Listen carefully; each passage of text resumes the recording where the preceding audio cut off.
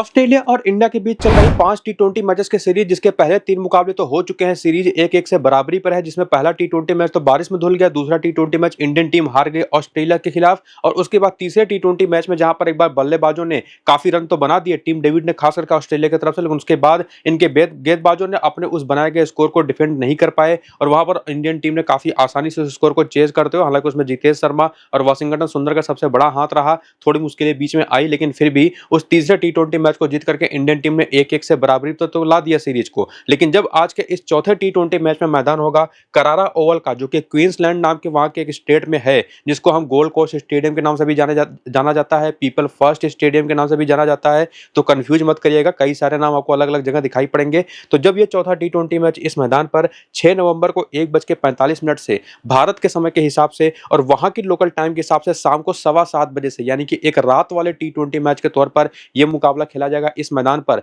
तो सबसे पहले अगर हम बात करें तो पिछले 4 मुकाबलों के स्कोर कार्ड जो इस मैदान पर खेले गए हैं, उसका तो आप यहां पर देख ही पाएंगे, जिसमें लास्ट के 10 मुकाबले को अगर आप इंक्लूड करें तो देखेंगे कि 5 बार पहले बैटिंग करने वाली टीमें, तो 5 बार बैटिंग सेकंड करने वाली टीमें भी जीती हैं। लेकिन इन चारों मैचेस में अगर आप देखेंगे तो एक तो ये मैच है जहां पर ब्रिस्बेन हीट की टीम ने एडिलेड की टीम को पहले बैटिंग करते हुए आसानी से 54 रन से हराया। यहां पर 182 का स्कोर डिफेंड किया सिडनी थंडर की टीम ने 11 रन के डिफरेंस से। यहां पर सिडनी सिक्सर की टीम ने अपने 152 के स्कोर को बहुत आसानी से डिफेंड किया, 113 रन के स्कोर पर सामने वाली टीम को ऑल आउट कर दिया। और यहां पर वेस्ट इंडीज की टीम 145 रन बनाने के बाद ऑस्ट्रेलिया के खिलाफ उस स्कोर को अपना डिफेंड नहीं कर पाई। हालांकि ऑस्ट्रेलिया को भी जीतने के लिए काफी अच्छे खासे संघर्ष करना पड़ा, 7 विकेट उन्होंने भी गंवा दिए थे और केवल 3 विकेट से उस मैच को जीता था।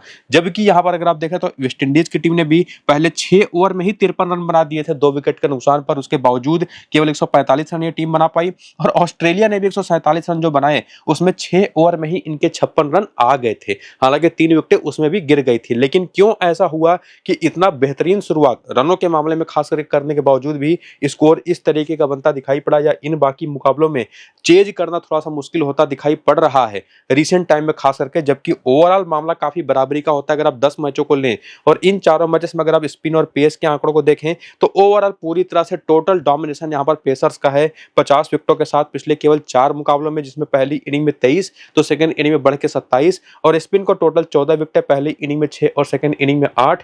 पावर प्ले के दौरान अगर आप देखेंगे तो केवल ये एक मैच है जहां पर अच्छी खासी स्कोरिंग हुई, लेकिन उसके बावजूद विकेट तो गिरा। लेकिन बाकी 4 मैचेस के पावर प्ले अगर आप दोनों इनिंग के देखेंगे तो बहुत ही संभल करके, हालांकि एक बात और समझ जाइएगा, ये जो है बिग बैश के मैचेस हैं तो यहाँ पर 4 ओवर का ही पावर प्ले होता है, लेकिन फिर भी अगर आप स्कोरिंग देखें तो काफी लो है और साथ ही साथ विकेटें भी गिरी हैं। तो इसका एकमात्र रीजन यहाँ का मैदान है, ये जो करारा ओवल नाम से जाना जाता है। ये ओरिजिनली एक फुटबॉल ग्राउंड है, जनरली यहाँ पर ड्रॉप इन पिचेस लगाई जाती हैं, और साथ ही साथ इस मैदान के बगल में ही एक रिवर भी बहती है, और इवन ये एक प्रशांत महासागर के आसपास भी इस मैदान को लोकेशन माना जाता है, या है बेसिकली माना क्या जाता है। तो उसकी वजह से जो वहां का एटमॉस्फेयर क्रिएट होता है, नमी जो वातावरण में पैदा होती है, स्पेसिफिकली मैच के आगे बढ़ने के साथ साथ वेदर भी जब ठंडा होता है तो सेकंड इनिंग में तेज गेंदबाज वहां पर डोमिनेट करने शुरू करते हैं। जो हवा की मॉइस्चर होती है वो गेंद को अच्छा खासा स्विंग प्रोवाइड करवाती है, और उसी वजह से किसी भी स्कोर को यहाँ पर चेज करना इतना आसान कभी होता नहीं। इवन पावर प्ले के दौरान भी नई गेंदें यहाँ पर अच्छा खासा मूवमेंट लेकर के जाती हैं,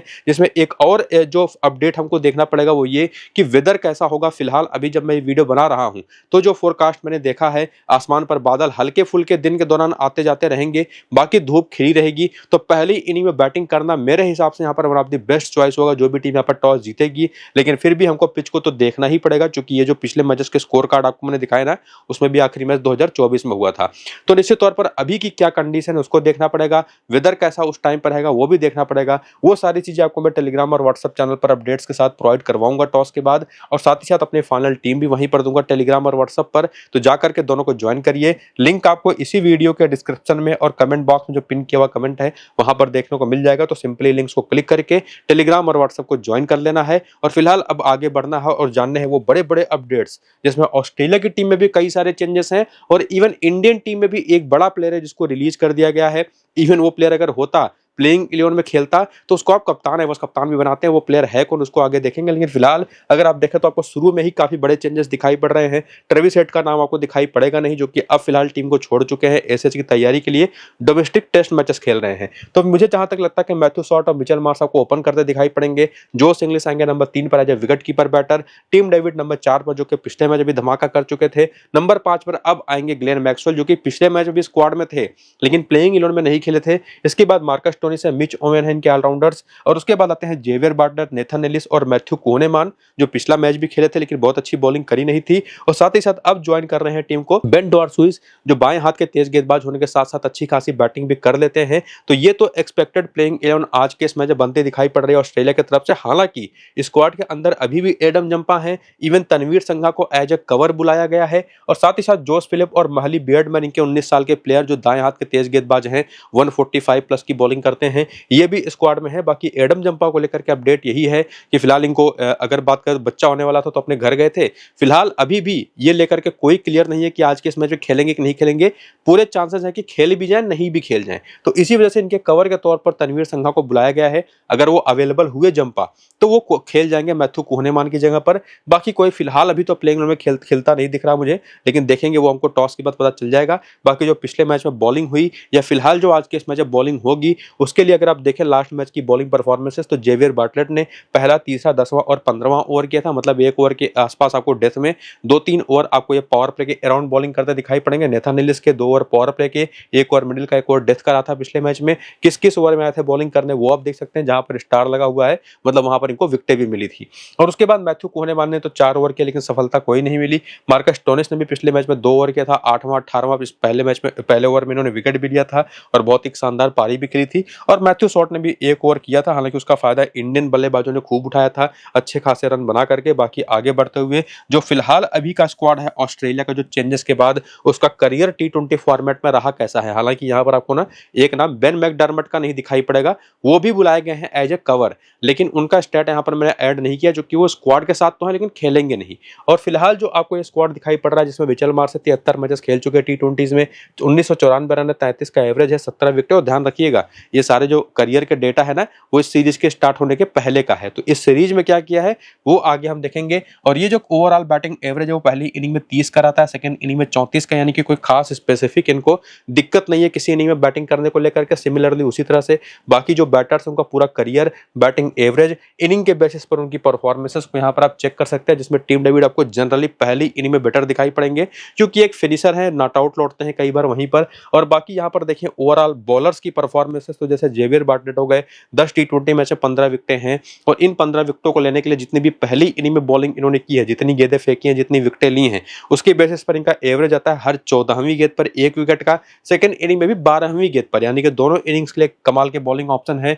जबकि नेथन एलिस का स्ट्राइक रेट अगर आप चेक करें तो करियर बहुत अच्छा है, लेकिन पहली इनिंग का स्ट्राइक रेट बहुत ही शानदार है, सेकंड इनिंग का कंपैरेटिवली थोड़ा सा खराब है। उसी तरह से बाकी बॉलर्स का भी स्ट्राइक रेट या बैटर्स का बैटिंग एवरेज या इवन ऑलराउंडर्स का तो बैटिंग एवरेज और स्ट्राइक रेट दोनों मिल जाएगा, वो जरूर आप चेकआउट करिए, जो कि आपको हेल्प करेगा मल्टीपल टीमें बनाने में। तो उम्मीद करूंगा इसको आपने ध्यान से आराम से देख लिया होगा, नहीं देखा तो वीडियो को रोक करके देखिएगा।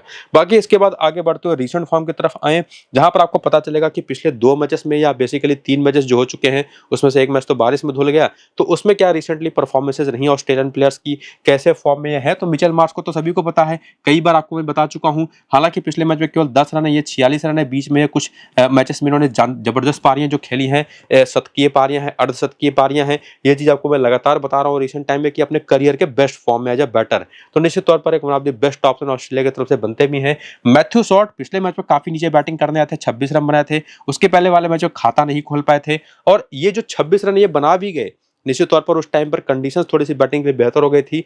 ऐसे एक खिलाड़ी है जो कि स्पिन खेलने को तो बिल्कुल ही नहीं जानते, बेसिकली अगर मैं कहूं तो स्पिन तो इनके लिए एक नाइटमेयर ही साबित होता है। तो अगर कप्तान ने बढ़िया से स्पिनर को इनके सामने यूज कर लिया तो ये विकेट देकर के आपको जाएंगे। हालांकि ये बॉलिंग भी करते हैं लेकिन एक रिस्की ऑप्शन हमेशा रहेंगे। सिमिलर चीज जोश इंग्लिश को लेकर के भी, नंबर सिंह के कुछ खास अच्छे रिसेंट टाइम के हैं भी नहीं।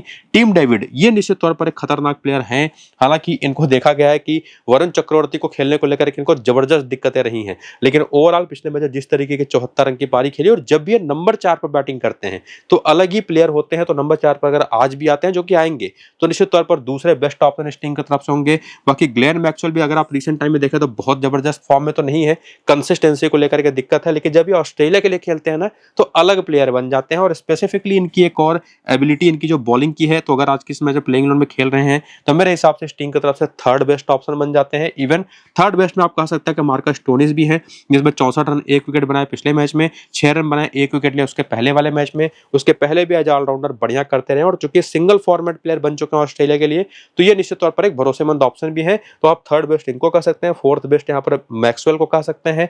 अब चूंकि मैक्सवेल भी आ चुके हैं, स्टोनिस तो हैं ही, साथ ही साथ प्लेइंग 11 के अंदर पूरी उम्मीद है कि Xavier Bartlett, Nathan Ellis, Ben Dwarshuis भी खेलेंगे। और साथ ही साथ ये तीनों के तीनों पेसर्स अगर आप देखें तो जबरदस्त फॉर्म में है भी विकेट निकालने के मामले में। और ये तीनों के तीनों बॉलर्स जो हैं, अगर मैं स्पेसिफिकली इनिंग के हिसाब से बात करूं तो बार्टलेट तो चाहे किसी भी इनिंग की बॉलिंग हो, चाहे पहली इनिंग की बॉलिंग हो चाहे सेकंड इनिंग की बॉलिंग हो, दोनों जगह पर इंपॉर्टेंट है, लेकिन नेथन एलिस को केवल मैं पहली इनिंग की बॉलिंग में और बेन डॉर्सुइस को भी केवल पहली इनिंग की बॉलिंग में प्रेफरेंस दूंगा। तो इस कंडीशन में ये तीनों बॉलर्स की क्या इंपॉर्टेंस बनती है वो तो आप देख रहे हैं कि पहली इनिंग के लिए तीनों बेस्ट है, लेकिन सेकंड इनिंग के लिए केवल बार्टलेट है।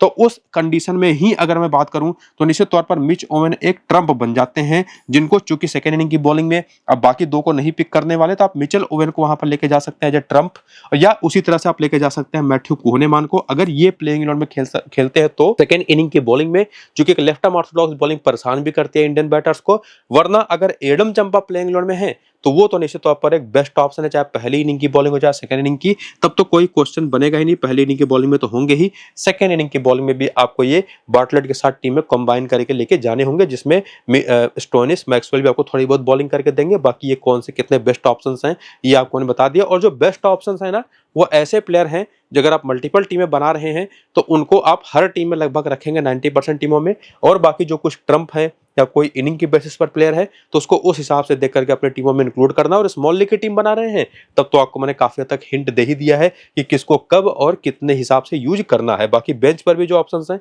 वो उतने खास है नहीं, उनको मैं प्रेफर करूंगा नहीं। महली बियर्डमैन को बाई चांस अगर चांस मिल गया तो निश्चित तौर पर एक अच्छे चॉइस हो सकते हैं एक ट्रम्प ऑप्शन के तौर पर, चूंकि ज्यादा इंडियन बैटर्स ने इनको खेला है नहीं तो शायद कुछ उसका फायदा मिल जाए इनको। इसके बाद आकर के हेड टू हेड के आंकड़ा देखा तो मिचेल मार्श इंडिया के खिलाफ बैटिंग एवरेज 26 है और साथ ही साथ मैथ्यू शॉट का 19 है। 26 का है बैटिंग एवरेज इंग्लिश का भी है, 25 का एवरेज यहाँ पर टीम डेविड का, जिन्होंने पिछले मैच में कमाल की पारी खेली, स्पेसिफिकली पहली इनिंग की बैटिंग में ज्यादा बेहतर करते हैं ये। और उसी तरह से बाकी जो बैटर्स हैं ना, ये दोनों ये भी पहली इनिंग में ही बेटर करते हैं, लेकिन मिचेल मार्श सेकंड इनिंग में इंडिया के खिलाफ ज्यादा बेटर परफॉर्मेंस देते हैं। ये सारे हिंट्स भी आप यहाँ से ले सकते हैं। और एज अ ऑलराउंडर चाहे मैक्सवेल हो चाहे स्टोनिस हो, ये तो आपको मैं बता ही चुका हूँ कि दो बेस्ट ऑप्शन इस टीम की तरफ से हैं। परफॉर्मेंसेस भी इनके इंडिया के खिलाफ हमेशा से बेहतर रही है जब बैटर स्पेसिफिकली बार्टलेट के भी 3 मैच में 13 विकेट, इंडिया के खिलाफ एलिस के 8 मैच में 13 विकेट हैं। और यहाँ पर भी देखें तो पहली इनिंग में बेटर है, सेकंड इनिंग में थोड़े से पुअर हैं।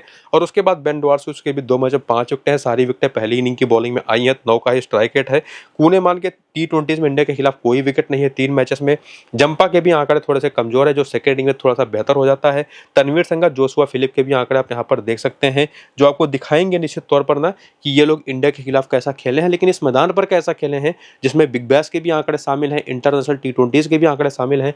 वो अगर आप यहाँ पर देखें तो इस मैदान पर मिचेल मार्श के 2 मैच में केवल 29 रन है, केवल 2 मैच में 25 रन यहाँ पर है मैथ्यू शॉट के। इंग्लिश के भी 1 मैच में केवल 27 रन है। टीम डेविड यहाँ पर 1 मैच खेले, खाता नहीं खुला है, तो कप्तान तो मत बनाइएगा टीम डेविड को, बहुत सारे लोग बनाएंगे आज। और उसके बाद आते हैं मैक्सवेल और स्टोनिस, दोनों इस मैदान पर काफी बढ़िया, खास करके मैक्सवेल करते रहे हैं। स्टोनिस की परफॉर्मेंसेस थोड़ी सी एवरेज है। बार्टलेट के यहाँ पर 5 मैच में 3 विकेट है। यहीं पर बेन डॉर्सुइस ने 6 मैच में 8 विकेट चटकाई हैं, 3 मैच में 2 विकेट कुहनेमान के हैं। जंपा के यहाँ पर आंकड़े बहुत अच्छे हैं, 6 मैच में 9 विकेटों के साथ। और तनवीर संगा के भी 1 मैच में 1 विकेट है। तो ये था वेन्यू का डेटा। और उसी के साथ साथ चूंकि इंडियन बॉलर्स को इनके बैटर्स फेस करेंगे तो उनकी क्या कमजोरियां रही हैं इंडियन बॉलिंग लाइनअप के खिलाफ, अगर आप वो देखें तो मैथ्यू शॉट की बात करें तो मैं आपको ऑलरेडी बता चुका हूं कि स्पिन बहुत अच्छा है, या बेसिकली कहे तो सीधा बहुत ही खराब खेलते हैं। तो स्पिनर इनके सामने कोई भी आए ये उसको विकेट देने का पूरा चांस बनाते हैं। बाकी बुमराह ने भी इनको 4 गेंद पर 4 रन देकर के एक बार आउट कर रखा है। बाकी जोश इंग्लिश को भी स्पिन को लेकर के दिक्कत है। और ओवरऑल अक्षर पटेल पर भी 13 गेंद पर 10 रन बना करके 2 बार आउट हुए हैं। अर्शदीप सिंह ने भी इनको 11 गेंद पर 21 रन देकर के 1 बार आउट किया। बाकी टीम डेविड स्पिन अच्छा खेलते हैं, पेस अच्छा खेलते हैं। वरुण चक्रवर्ती पर इनको अच्छी खासी दिक्कत रही, हालांकि देखें तो 12 गेंद पर 27 रन बनाए हैं 1 बार आउट होने से पहले। बाकी अक्षर पटेल पर 35 गेंद पर 38 रन बना करके 2 बार, अर्शदीप सिंह पर भी 1 बार और 1 बार शिवम दुबे पर, जिस पर पिछले वाले मैच में ये आउट हुए थे, एक बढ़िया कैच किया था तिलक वर्मा ने। और उसके बाद जो बाकी बैटर्स है, चाहे मैक्सवेल चाहे स्टोनिस, इनके भी नंबर्स अगर आप देखें तो अक्षर पटेल आपको हर जगह दिखाई पड़ेंगे, हैवीली दिखाई पड़ेंगे अच्छे खासे डेटा के साथ, जिसमें प्लस बुमराह को भी आप कर दीजिए, अर्शदीप को भी कर दीजिए। तो ये एक best bowling combination Varun Chakravarthy के साथ मिलकर के इंडिया की तरफ से बनता है। अगर आप इस वीकनेस के डेटा को देखें सभी ऑस्ट्रेलियन बैटर्स के, तो निश्चित तौर पर आपको क्लियर हो जाएगा कि इंडिया की तरफ से स्पेसिफिकली कौन सा बॉलर आपको लेना है, चाहे वो बुमराह हो, चाहे चक्रवर्ती हो, चाहे अर्शदीप हो, और इवन चाहे पर अगर हम बात करें अक्षर पटेल हो, जो बैटिंग भी करके दे देंगे। और उसमें वाशिंगटन सुंदर भी अगर खेलते हैं, हालांकि पिछले मैच में से बॉलिंग कराया ही नहीं, शिवम दुबे से बॉलिंग करा गए, लेकिन निश्चित तौर पर एक मैच विनिंग उन्होंने खेली। संजू सैमसन का बैटिंग ऑर्डर कहां पर होगा कुछ नहीं क्लियर है, पिछले मैच में तो नंबर 3 पर आ गए थे। बाकी अभिषेक और शुभमन गिल ओपन कर ही रहे हैं, सूर्या और तिलक वर्मा नंबर 3, नंबर 4 और नंबर 5, इनमें से किसी नंबर पर बैटिंग करते दिखाई पड़ेंगे, जिसमें संजू सैमसन भी आ सकते हैं। बाकी अक्षर पटेल और वाशिंगटन है ही, बॉलर्स आपको मैंने बता ही दिए। और इंडियन बॉलर्स ने पिछले वाले मैच में कैसी बॉलिंग करी वो तो देखेंगे, उसके पहले बेंच के भी 3 नाम देख लीजिए। और जितेश शर्मा भी आपको हो सकता है प्लेइंग इलेवन में खेलते दिखाई पड़ जाए, जैसा कि पिछले मैच में हुआ। और बाकी अर्शदीप सिंह पहला, तीसरा, 18वां, 20वां ओवर पिछले वाले मैच में किया, जो दिखाता है कि 2 ओवर पावर प्ले के, 2 ओवर डेथ के करेंगे। बुमराह भी 3 ओवर आप कर रहे हैं एशिया कप से अगर आप देखें, पावर प्ले में 1 ओवर आकर के डेथ में। वरुण चक्रवर्ती भी 1 ओवर पावर प्ले में कर ही जाते हैं, बाकी डेथ ओवर के अराउंड 1 ओवर करते हैं, 2 ओवर मिडिल में करते हैं। अक्षर पटेल के भी पावर प्ले के बाद ओवर शुरू होते हैं जो मिडिल ओवर में खत्म होते हैं। बाकी शिवम दुबे ने 3 ओवर पिछले मैच में किया, 8वां, तीसरा, 17वां, और अभिषेक शर्मा भी 1 ओवर कर गए, 16वां। और उसके बाद अगर आप इंडियन प्लेयर्स का भी करियर देखना चाहें तो वो भी देख सकते हैं, जैसे आपने ऑस्ट्रेलियन प्लेयर्स का देखा कि पूरा बैटर्स का क्या करियर रहा, कितने रन बनाए, क्या बैटिंग एवरेज रहा, इनिंग के हिसाब से वो बैटिंग एवरेज कैसा चला, और उसमें बॉलर्स ने कितनी बॉलिंग करी, कितने मैचेस में कितनी विकेटें चटकाई, इनिंग के बेसिस पर स्ट्राइक रेट क्या रहा, वो भी आप देख सकते हैं वीडियो को रोक करके। और उसके बाद देख सकते हैं रीसेंट फॉर्म, जिसमें 3 मैचेस तो हुए हैं लेकिन 2 में से केवल कंप्लीट हुए हैं। और उन सभी मैचेस में जिसको जितनी बैटिंग या बॉलिंग मिली, उसमें अभिषेक शर्मा एक वन ऑफ द मोस्ट, अगर आप देखें, इंपॉर्टेंट बैटिंग ऑप्शन दिखाई पड़े। कंफर्टेबली खेले हैं इन्होंने, हर एक बॉलर को 25 रन की पारी, 68 रन की पारी और 19 रन की 3 पारियां खेल चुके हैं, बढ़िया फॉर्म में है। गिल निश्चित तौर पर शुरुआत अच्छी कर रहे हैं, बड़ी पारी में कन्वर्ट नहीं कर पा रहे। सूर्य कुमार यादव के साथ भी वही समस्या रही, लेकिन ऑस्ट्रेलिया के अंदर ना सूर्य कुमार यादव को मैं कभी स्किप नहीं करूंगा। और उसके बाद आते हैं तिलक वर्मा, जिन्होंने 29 और 0 रन के 2 पारी खेले। अभी एशिया कप में आपको याद ही होगा, कमाल की एक मैच विनिंग इनिंग खेल करके आए हैं। तो निश्चित तौर पर टैलेंट तो पूरा है, लेकिन अक्षर पटेल इनसे ज्यादा सेफ हो जाते हैं। परफॉर्मेंस पिछले 2 मैच में खास करके, पिछले मैच में तो उतनी बड़ी परफॉर्मेंस आई नहीं, लेकिन उसके पहले वाले मैच में 7 रन और 2 विकेटें ली। तो ये देखते हुए कि एक तो इनके चांसेस है नंबर 4 या 5 पर बैटिंग करने के, बॉलिंग तो पूरे 4 ओवर करेंगे, one of the most important player ये भी बन जाते हैं। बाकी सुंदर का देखना पड़ेगा, जितेश शर्मा को कुछ क्लियर है नहीं कि खेलेंगे या नहीं, ये देखना पड़ेगा। दोनों में पिछले वाले मैच बेसिकली मैच को फिनिश किया, मैच विनिंग इनिंग्स खेली है दोनों ने, और उम्मीद तो है कि खेल जाएंगे। बाकी शिवम दुबे 1 विकेट लिया पिछले वाले मैच में, इन्होंने 4 रन बनाए उसके पहले वाले मैच में। अर्शदीप तो one of the most important bowling option है ही, चक्रवर्ती को भी उसी कैटेगरी में लेकर के जाऊंगा, और इवन बुमराह को भी, और खास करके इस मैदान पर, यहाँ पर तो बुमराह को आपको कतई छोड़ना है नहीं। तो ये 6 सबसे इंपॉर्टेंट प्लेयर्स इंडियन टीम की तरफ से हैं, जो अगर मान लीजिए मल्टीपल टीमें 12 रहे, 6 टीमें, तो उसमें से 4 से 5 टीमों में 6 के 6 होने चाहिए। और बाकी जो प्लेयर है, चाहे वो शुभमन गिल हो गए, या तिलक वर्मा हो गए, या सुंदर, जितेश शर्मा, शिवम दुबे हो गए, ये ट्रम्प प्लेयर्स के तौर पर आपका अगले बाकी टीमों में रोटेट होंगे। और या इवन अगर बेंच पर से कोई खेल जाता है तो वो भी। तो इस तरह से अब देखना पड़ेगा। संजू सैमसन खेलते हैं, जितेश शर्मा, वो तो कुछ पता है नहीं, लगातार रोटेशंस हो रही हैं, तो वो तो हमको टॉस के बाद पता चलेगा। बाकी हेड टू हेड में देखेंगे तो परफॉर्मेंसेज अभिषेक शर्मा किसी 3 मैच में आपने देख ही ली, वही हेड टू हेड के नंबर्स भी हैं, वही हेड टू हेड के नंबर आपको गिल के भी दिखाई पड़ेंगे, जो कि काफी खराब है। सूर्य कुमार यादव का नंबर बढ़िया है, 32 का एवरेज ऑस्ट्रेलिया के खिलाफ। बाकी 5 मैच केवल 79 रन हैं। यहाँ पर तिलक वर्मा के, अक्षर पटेल के 10 मैच में 15 विकेटें हैं। वाशिंगटन के ऑस्ट्रेलिया के खिलाफ 3 मैच में 3 विकेटें हैं, 63 रन भी हैं। जितेश शर्मा के 3 मैच में 81 रन हो चुके हैं, 40 का एवरेज है, चूंकि एक बार नॉट आउट लौटे हैं। शिवम दुबे के 2 मैच में 32 रन, 1 विकेट है, 6 में 10 विकेट है। अर्शदीप के, वरुण चक्रवर्ती के 2 मैच में 4 विकेट हैं, बुमराह के 16 मैच में 19 विकेट। और बाकी परफॉर्मेंसेस जिसमें रिंकू सिंह भी काफी बढ़िया ऑस्ट्रेलिया के खिलाफ करते रहे हैं। और बाकी आकर के वेन्यू के नंबर देखेंगे तो यहाँ पर कोई इंडियन प्लेयर खेला नहीं, लेकिन जब ये इंडियन प्लेयर बॉलर्स को फेस करते हैं, खास करके ऑस्ट्रेलियन बॉलर्स को, तो क्या इनकी वीकनेस रही है, तो उसमें एक बड़ा नाम आते हैं नेथन एलिस, जो कि अभिषेक शर्मा को भी 14 गेंद पर 16 रन देकर के 3 बार आउट कर चुके हैं। और साथ ही साथ शुभमन गिल को तो ये बेसिकली ना अपने मन से आउट करते रहे हैं, वनडेज में भी, टी20 में भी। ओवरऑल टी20 में 9 गेंद पर 17 रन देकर के पिछले मैच में आउट किया। और बाकी सूर्य कुमार यादव भी मार्कस स्टोनिस पर एक बार और एक बार नेथन एलिस पर, हालांकि नेथन एलिस पर उन्होंने 200 के स्ट्राइक रेट के आसपास रन भी अच्छे खासे बनाए हैं, तब जाकर के आउट हुए हैं। और बाकी तिलक वर्मा को देखें तो ये तनवीर संघा पर एक बार आउट हुए, एक बार जेवियर बार्टलेट पर सस्ते में आउट हुए हैं। अक्षर पटेल, शॉन एबर्ट और नेथन एलिस पर आउट हुए हैं। नेथन एलिस पर खास करके 2 बार, एबर्ट तो अवेलेबल है नहीं। और बाकी शिवम दुबे, जेवियर बार्टलेट और मार्कस स्टोनिस पर एक एक बार सस्ते में आउट हुए हैं। ओवरऑल स्पिन तो अच्छे खेलते हैं, ये बात हमको क्लियर ही है, इसको बताने की कुछ खास जरूरत नहीं, लेकिन किसी स्पेसिफिक बॉलर के खिलाफ कैसा खेले हैं वो सारा डेटा यहाँ पर आपके पास था। बाकी जिस तरीके से बाकी संजू सैमसन और रिंकू सिंह के भी आंकड़े आप यहाँ पर देख लीजिए, जहां पर एक बार फिर से आपको नेथन एलिस मेजॉरिटी नंबर के साथ दिखाई पड़ेंगे, जिसमें अगर जंपा खेलता तो उनको भी इंक्लूड करिए। तो ये तो कम से कम क्लियर हो रहा है कि जिस तरीके के चेंजेस अब ऑस्ट्रेलियन टीम कर चुकी है, काफी हद तक इंडियन टीम फेवरेट है। और उसको ध्यान में रखते हुए कप्तान है, कप्तान के चॉइसेस आप देखेंगे ना तो काफी सारे लोग अभिषेक शर्मा को कप्तान बनाएंगे, वाइस कप्तान मिचेल मार्श को बनाएंगे, दो बेस्ट बैटर्स अपने अपनी टीमों की तरफ से। बाकी मेरे हिसाब से ज्यादा सेफर या डिफरेंशियल जिनको आप कहते हैं वो अक्षर पटेल होंगे, मार्कस स्टोनिस या इवन आप शिवम दुबे को भी थोड़ा सा रिस्क लेकर के ट्राई कर सकते हैं। मार्कस स्टोनिस ज्यादा बेटर है और टीम डेविड को तो ट्राई कर ही सकते हैं, हालांकि इसी मैदान पर ये एक मैच खेल करके कोई रन बना नहीं पाए हैं, लेकिन स्टिल चूंकि डिफरेंशियल ऑप्शंस हैं तो वहां पर आप इनको ट्राई कर सकते हैं। और बाकी क्या फाइनल टीम बनेगी वो तो आपको मैंने प्लेयर सिलेक्शन कैसे करना बता ही दिया, और साथ ही साथ क्या रहेगी पिच रिपोर्ट और वेदर अपडेट वो आपको मैं टेलीग्राम और व्हाट्सएप चैनल पर बताऊंगा टॉस के बाद, जहां पर आपको अपनी फाइनल टीम भी दूंगा। तो लिंक आपको डिस्क्रिप्शन और पिन कमेंट में मिल जाएगा इसी वीडियो के, तो जाकर के टेलीग्राम और व्हाट्सएप को ज्वाइन करिए और ये वीडियो पूरा देखिए, ये सबसे जरूरी है, टीम आपकी खुद ब खुद बनेगी। फिलहाल इसको यहीं पर करें खत्म, चलते हैं, नमस्कार।